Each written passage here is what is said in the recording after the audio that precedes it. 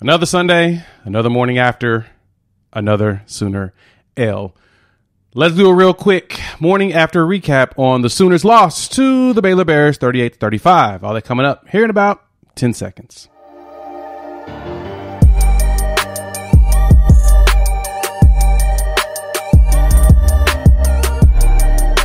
What's good, everybody? It's your boy Jay here with Unfair Sports, talking OU football, college football, and sports in general. Thank you for checking us out here on the YouTube channel. This video, we're going to jump right into my reactions from the morning after Oklahoma's loss to the Baylor Bears. And another opportunity for optimism, while at the same time recognizing realistic expectations. So, while you're here, jump in the comments. Let me know how you feel. It always sucks to come in here and talk about a loss, but at the same time, you got to do it. You got to take your lumps. How do you feel? Jump in the comments below and let me know what's your thoughts on the Sooners' loss.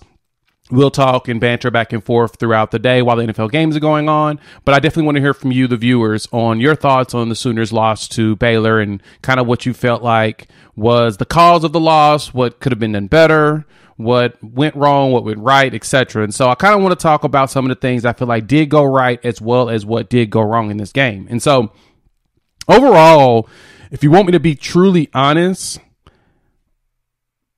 the one problem we've had this entire season for the Sooners has truly been the run defense. And that's something that will get better as players get faster, stronger, and you bring in different personnel on top of what you currently have.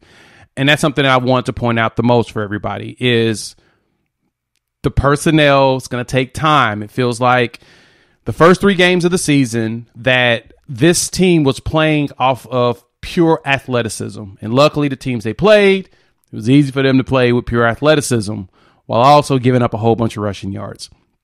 And then the 3-game loss, 3-game losing streak, that is when all the rushing really went down the drain. I mean, we were giving up pass plays, big pass plays, but mainly people were just running down our throat. And it has continued on since. Kansas did that. Devin Neal, who had an amazing game against Oklahoma State this weekend, did that to Oklahoma as well. But luckily, the little things that help you win games, we executed on, even though we were giving up a ton of yards. And so, because of that, that leads into this Baylor game where this team gave up 281 yards on the ground. That's a lot. Only 132, mainly because the quarterback didn't have to pass as much because of really one reason, turnovers. The defense wasn't horrible for Oklahoma. It just wasn't very good. Like, there's a lot of things to be desired.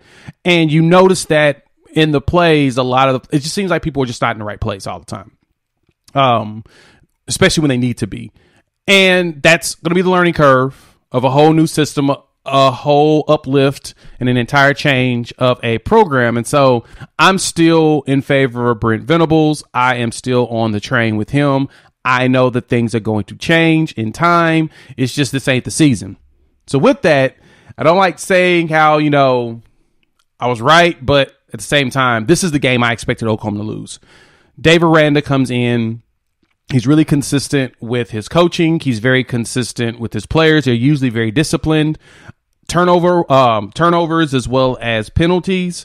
Like, looking at this game, team stat-wise, penalties, this team had 6 for 65 yards, which isn't very good, but it's not super bad. They're usually a pretty disciplined team.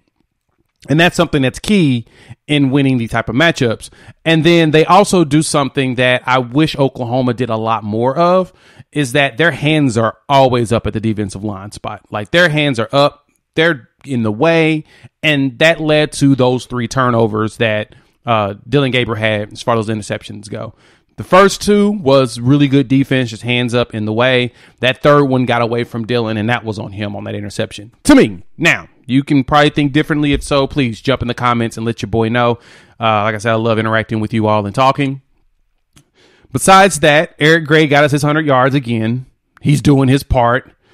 We passed for 261 yards, and we rushed for 238 yards, so the offense was humming.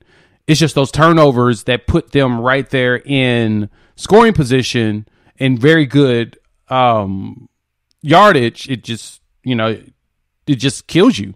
You can't win games like that if you are giving people good field position.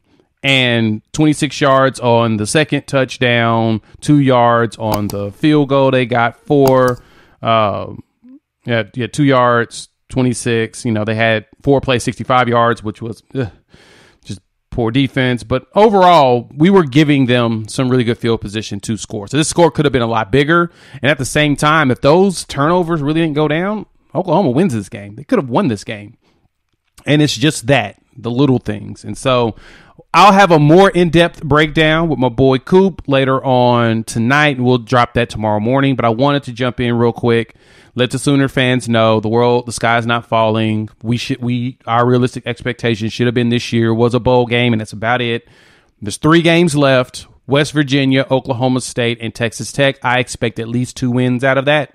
I expect that minimum. Now, there's a chance that we could drop 2, but I see this team is going to a bowl game. Period. It's a bowl-built team. It's just not going to be the national championship conversation that we, of course, hope for, like some of the other first-year coaches. But, it be what it be.